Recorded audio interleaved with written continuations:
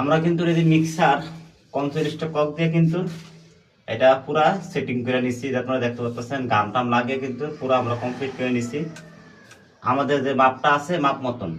তো আশা করি সবাই এরকম মিলে চাবিগুলা দিয়া ফিটিংগুলা দিয়া এটা ফিটিং করে নেবেন। ফিটিং করে নিয়ে তারপর যদি আপনারা এইভাবে দাগগুলা দেন তাহলে আপনাদের কাজের সুবিধা হবে, কাজের কোনো ব্যাকআউট ঘটবে না, কোনো প্রবলেমও হবে না।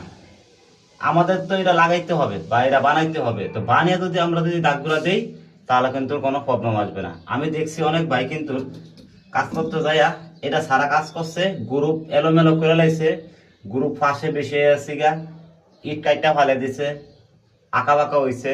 এটা কিন্তু কাজটা কিন্তু দেখতে একটা বিচ্ছিরি, একটা ভবন মালিকের কাছে কিন্তু কাজটা পুরোপুরি সুন্দর হয় না।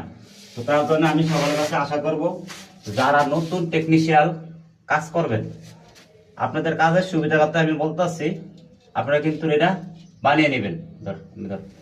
এটা বানিয়ে আপনারা